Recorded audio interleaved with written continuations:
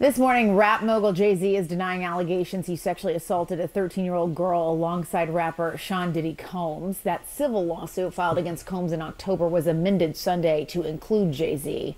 The accuser, identified only as Jane Doe, says she was sexually assaulted by both men at a Video Music Awards after party in 2000.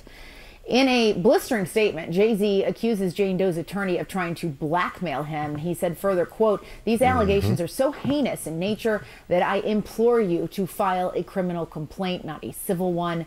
Whomever would commit such a crime against a minor should be locked away. Would you not agree?" He added, "My only heartbreak is for my family. My wife and I will have to sit our children down, one of whom is at the age where her friends will see the press and ask questions about the nature of these claims and explain the cruelty and greed of people." Joining us now, Joey Jackson, senior legal analyst and criminal defense attorney and former prosecutor.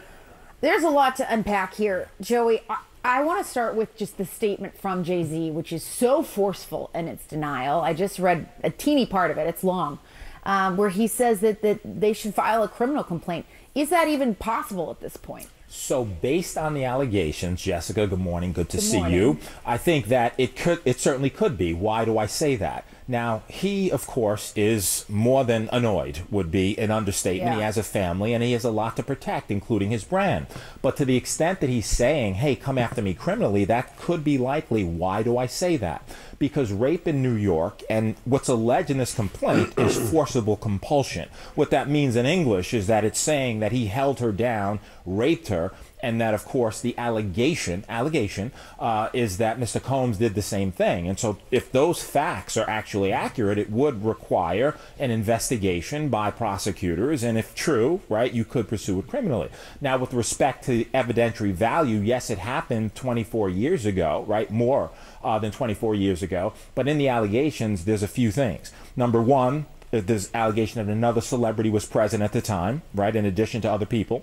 Number two, there's the claim by the victim, right, that she left, that she went and she was seen by a gas attendant who saw her in distress. Number three, that she phone called her dad, who showed up, the 13-year-old, and now removed her. So civil complaint, simply allegations, need to be proven in a court of law, but if true, it could rise to the level of criminality, and, you know, we'll see what happens, or if the DA looks and investigates. So what happens now?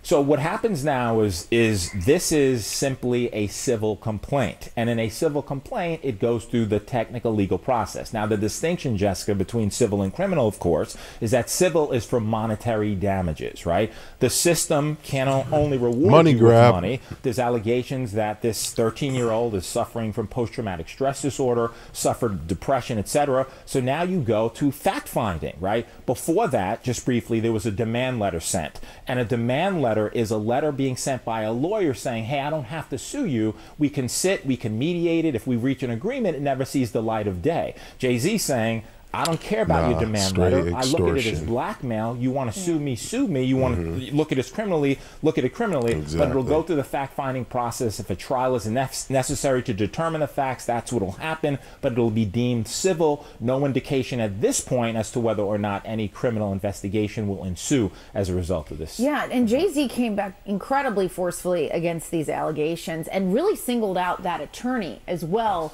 for being, I'm paraphrasing here, but greedy, saying he's out to get money, and calling that letter essentially blackmail. Yeah, and in addition to that, Jessica, also suing the attorney, saying he's intimidating him, harassing him, etc. Now, demand letters are not new. What lawyers do is they send them out as a matter of protocol and practice so that you can expedite the process. At the same time, there's certain ethical standards that you have to use, and you have to have a good faith factual belief that this is true. Now, you can argue this complaint was filed in October, right? Could have mentioned Jay-Z then. You didn't. Why? It was amended now to include him. Are the factual assertions true? Are they fact or fiction? Is it a money grab or not? All of that will be litigated in a court of law, but according to Jay-Z, this never happened, is pure fiction. It is a money grab, and he's fighting for his name, reputation, and certainly innocence and justice in his view, which is he didn't have anything to do with it. Yeah, and you touch on a point, too, that I wanted to ask you about, which was that this was an amended This was an amendment to this already existing lawsuit.